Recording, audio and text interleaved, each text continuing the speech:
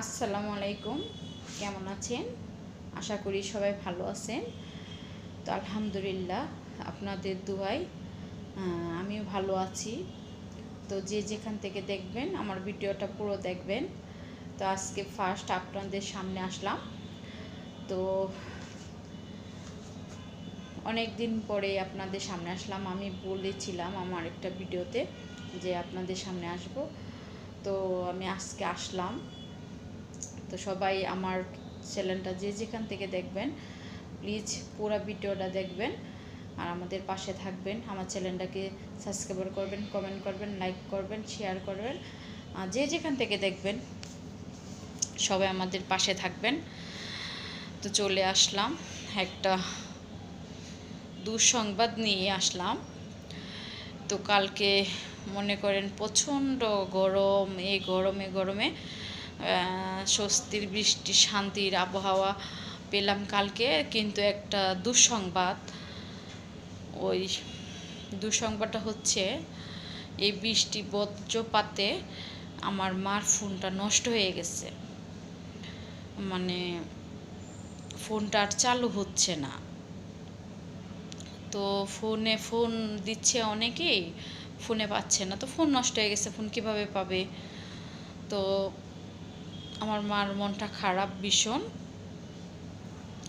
আর ভীষণ খারাপ বলতে কি, আমার কোনো সমস্যা বা কোনো জরুরি দরকার থাকলে আমার মার ফোনেই, তাছাড়া তো ফোনে ওনাকে কিভাবে পাবো আমি?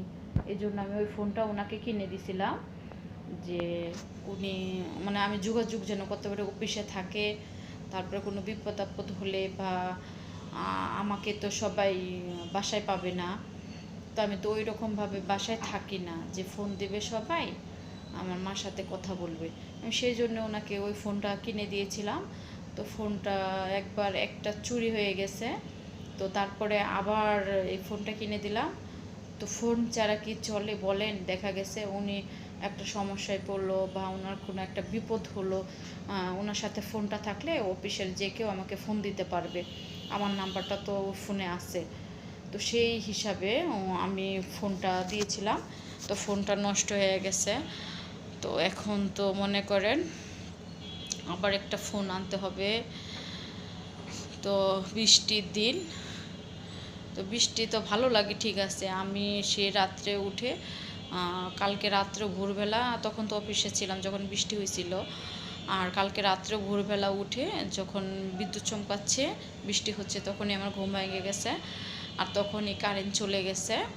তখন আমি ফ্রিজের লাইন আপনারাও এই কাজ করবেন, যখনই বজ্রপাত হবে বা বিদ্যুৎ চমকাবে সবাই নেটের লাইন বা আপনার যে ফ্রিজ টিভি লাইন খুলে রাখবেন।